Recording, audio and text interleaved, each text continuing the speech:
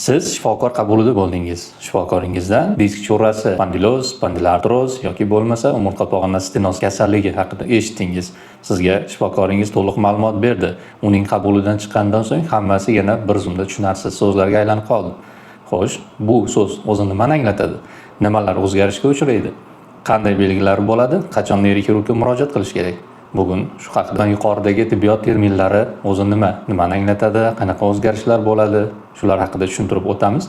Albatta suhbatimiz davomida eng avvalo Prasad Spine Academy jamoasiga minnatdorchilik bildirib qolamiz. Chunki suhbatimiz davomida shu jamoa tomonidan tayyorlangan illyustrativ suratlardan foydalanadigan va o'ylaymanki, bu suratlar insonlarga kasalliklarni to'g'ri tushunish va anglashga yordam beradi. Jamoamiz bilan kelishgan holatda yuqoridagi kasalliklarni tushuntirishdan oldin normal umurtqa pog'onasi anatomiyasi haqida tushuncha berib o'tishni joiz deb topdik. Chunki normal anatomiya ko'rgandan so'ng uning strukturalari qanday joylashganligi, bir-biriga nisbatan munosabatini bilgandan so'ng undagi o'zgarishlar menimcha tushunarli bo'ladi va boshladik.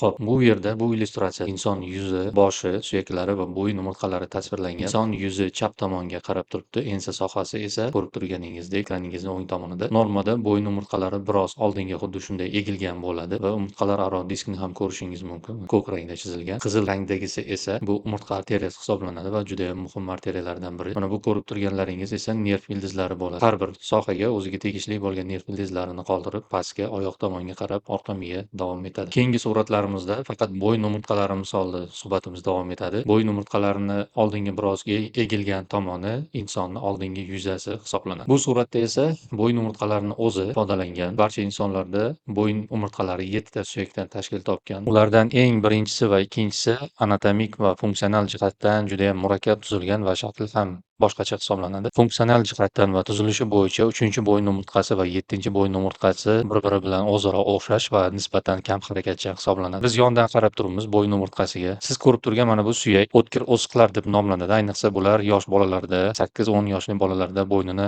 oldinga, ya'ni pastga ekkaningizda bu suyaklar bo'rtib chiqadi. Ayniqsa 7-bo'yin umurtqasining o'tkir o'sig'i hammada yosh kattalarda ham turtib turadi. Normada bo'yin umurtqasi biroz oldinga egilgan holatda bo'ladi. Ya'ni bu narsa tibbiyot tilida lordoz deb ataladi.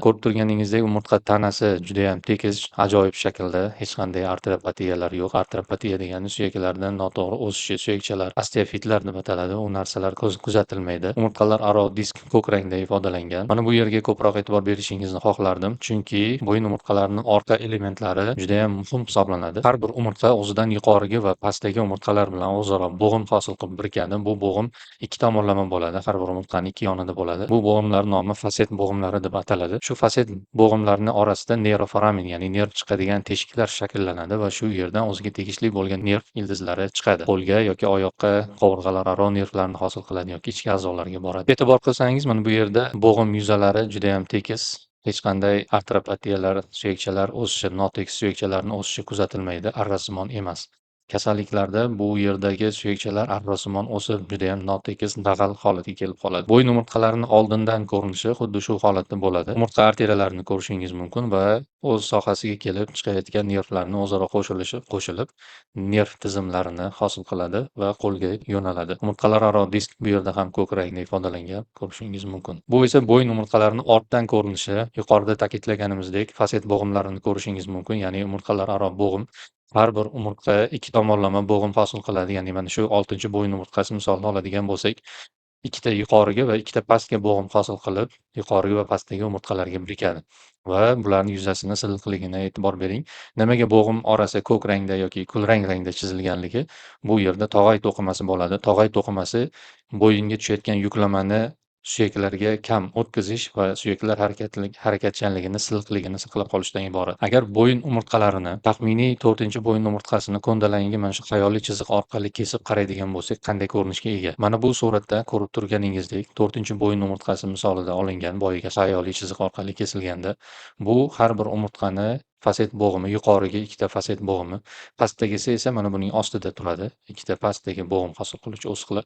Bu rang bekorga o'zgartirilmagan, kulrang qilib tog'ay to'qimasini ifodalaydi. Mana bu esa umurtqalararo disk hisoblanadi. Disk ikkita komponentdan, ikkita strukturadan tashkil topgan bo'ladi. O'rtasidagi yadro, ya'ni dildiroq moddadan tashkil topgan va uning atrofidagi qalin halqasimon kamardan tashkil topgan bo'ladi. Bu halqalarning nomi tibbiyot tilida lamella deb ataladi va ular 12 tadan 15 tagacha bo'ladi. Umurtqa ravog'i va umurtqa tanasini orasida orqa miya markaziy kanali hosil bo'ladi va u yerdan boshdan to belgacha kanal hosil bo'ladi. Bu kanalni ichida orqa miya yotadi. Orqa miya har bir sohaga o'ziga tegishli bo'lgan nerv ildizlarini qoldirib ketadi. E'tibor qiling, orqa miya hech qanday tashqi bosimlarsiz erkin holatda joylashgan bo'ladi. Umurtqa tanasi va bo'g'im o'siqlari orasida yuqorida ta'kidlaganimizdek neyroforamin, ya'ni nerv chiqadigan teshik shakllanadi va bular ham hech qanday tashqi bosimlarsiz bo'ladi. Umurtqa kasalliklarida shu strukturalarda kuchli o'zgarishlar kuzatiladi va nervlar ezilishi boshlanadi. Ba'zida qon tomirlar ham eziladi. Bu esa normal bo'yin anatomiyasi.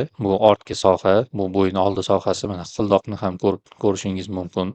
Bo'yin tomirlari. Siz ko'rayotganingizdek mushaklar ham xuddi shunday shaklda joylashgan bo'ladi. Bu mushaklar bosh va bo'yin harakatida juda ham katta ahamiyatga ega. E'tibor bering, mushaklarning barchasi umurtqa tanasiga yoki mana bu bo'g'im hosil qiluvchi umurtqa o'siqlariga birikadi yoki yon o'siqlariga birikadi. Agar biz umurtqani xayoliy to'g'ri ikkiga bo'ladigan bo'lsak, u qanday shaklga, ko'rinishda bo'ladi? Mana bu yerda biz ko'rishimiz mumkin. Bo'yin umurtqalari o'rtasidan ikkiga bo'linganda xuddi shunday shaklda bo'ladi. Endi shuni kattalashtirilgan holatda ko'ramiz. Bu yerda bo'yin umurtqalarini o'rtasidan uzunasiga ikkiga bo'lganda xayoliy ravishda xuddi shunday ko'rinishga ega bo'ladi.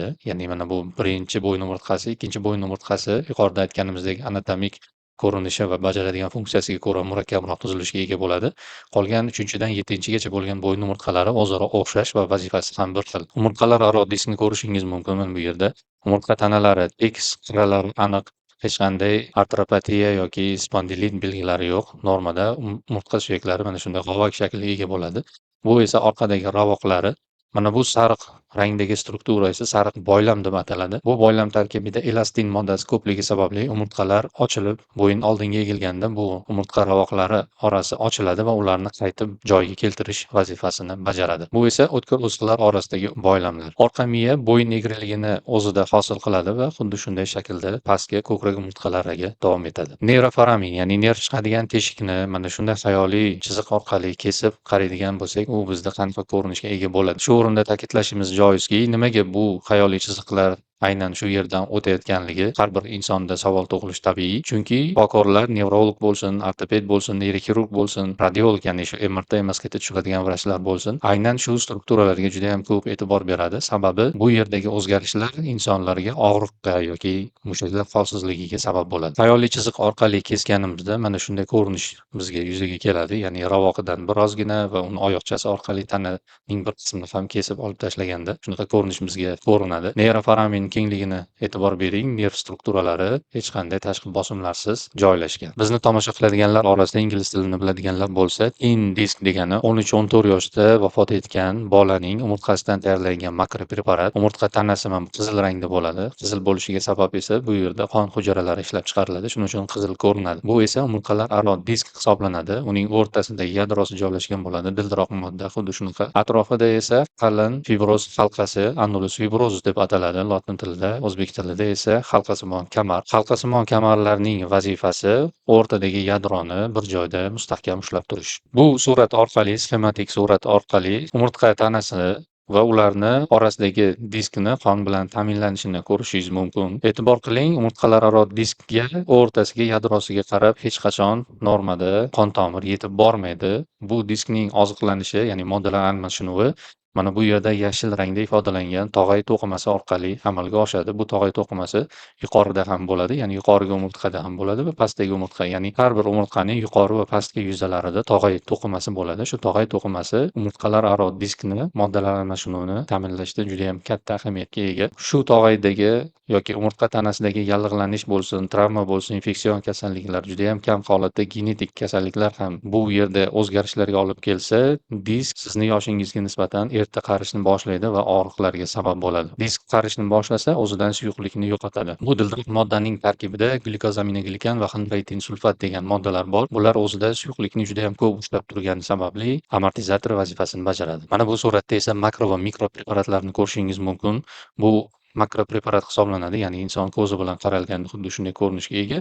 Bu esa u Shu to'qimalarni bo'yab mikroskopik ko'rganda mana shunday xususiyatga ega bo'ladi. Umurtqa tanasini qon bilan ta'minlanishini boyagi sxematik suratdagi gapimizning isboti, ya'ni qon tomirlar faqat tog'ay to'qimasigacha, umurtqani yuzasidagi tog'ay to'qimasigacha keladi. Mana bu yerda tog'ay to'qimasini ko'rishingiz mumkin. Olovrang tusda.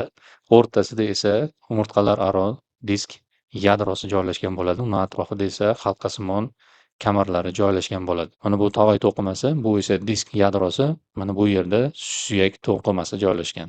Mana bu suyak to'qimasini o'zi, bu uning ichida yotgan qon tomir hisoblanadi. Mana bu esa tog'ay to'qimasidan diskka o'tishi. Tog'ay to'qimasidan kollagen tolalari umurtqalararo disk yadrosiga qarab yo'naladi. Bu kollagen 2, 4, 8 tolalari hisoblanadi. Mana bu suratda esa, sxematik suratda umurtqa tanasi, mana bu to'rtburchak shaklda umurtqa tanasi tepa va pastdan, mana bu esa annulus fibrozus, ya'ni fibroz halqa, o'rtasida esa disk yadrosi joylashgan. Tepadan tushayotgan yukni bu disk yadrosi har tomonga teng taqsimlaydi va suyaklarni bir-biriga ishqalanishini oldini oladi. Yuk ko'targaningizda siz og'riq sezmaysiz.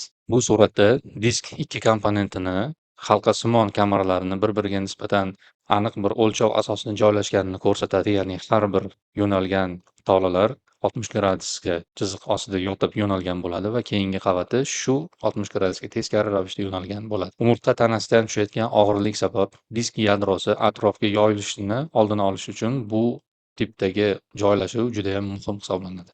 Ya'ni har bir odamda umurtqalararo diskdagi fibroz halqa tolalari qavatlari xuddi shunday shaklda joylashgan bo'ladi. Bu esa bel umurtqalaridan tayyorlangan makropreparat. Mana bu 5-bel umurtqasi, bu 4-bel umurtqasi. L degani lotinchada lumbalis so'zidan olingan bo'lib, belda 5 ta umurtqa bo'ladi. Bu esa dumg'aza umurtqasi. Birinchi dumg'aza umurtqasi, ikkinchi dumg'aza umurtqasi. Ular orasidagi disk joylashuvi, mana bu esa markaziy kanal hisoblanadi, central kanal. Uni orasidan nerv tolalari o'tadi. Bu suratda siz normal holatdagi bel umurtqalarini ko'rishingiz mumkin.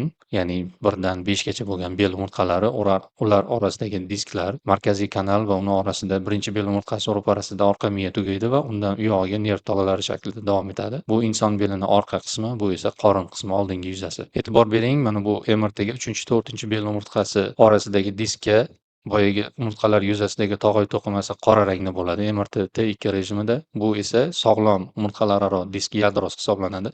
O'ziga ko'p suyuqlik borligi sabab shunaqa oq ko'rinadi normada. Bu ham tog'ay to'qimasi. Bu yerda ham tog'ay to'qimalari yaxshi. Bu yerga e'tibor beradigan bo'lsangiz, tog'ay to'qimasi aniqligi buzilgan, tepada ham boshlangan. Shu uchun bu yerdagi disk kasallikka uchragan va rangini qoraytirgan, ya'ni o'zidan suyuqligini kamaytiradi. Sababi umurtqa tanasi orqali oziqlanish buzilganligi uchun. O'sha 3-4 bel umurtqasini ko'ndalangiga kesganda xuddi shunday ko'rinishga ega bo'ladi. Atrofidagi mana bu qora halqa annulus fibrozus deb ataladi, halqasimon kamar. Uni o'rtasida esa yadrosi joylashgan bo'ladi, ya'ni suyuqligi ko'p. Mana bu esa markaziy kanal, uning ichidagi nerv tolalarini ko'rishingiz mumkin va bu o'tkir o'siqlar, mushak to'qimalari bu yoqda.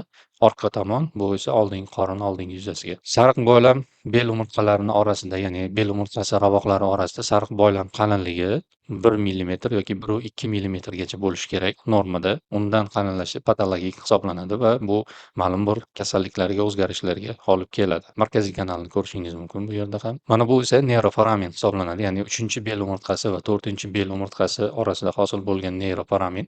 O'rtada turgan mana bu struktura nerv tolasi hisoblanadi. Bunisi esa venasi, bu arteriya, qon tomiri. Normada nerv tomiri hech qanday tashqi bosimlarsiz mana shu neyroforaminda joylashgan bo'ladi. Yuqoridagilari ham xuddi shunday, pastdagilari ham.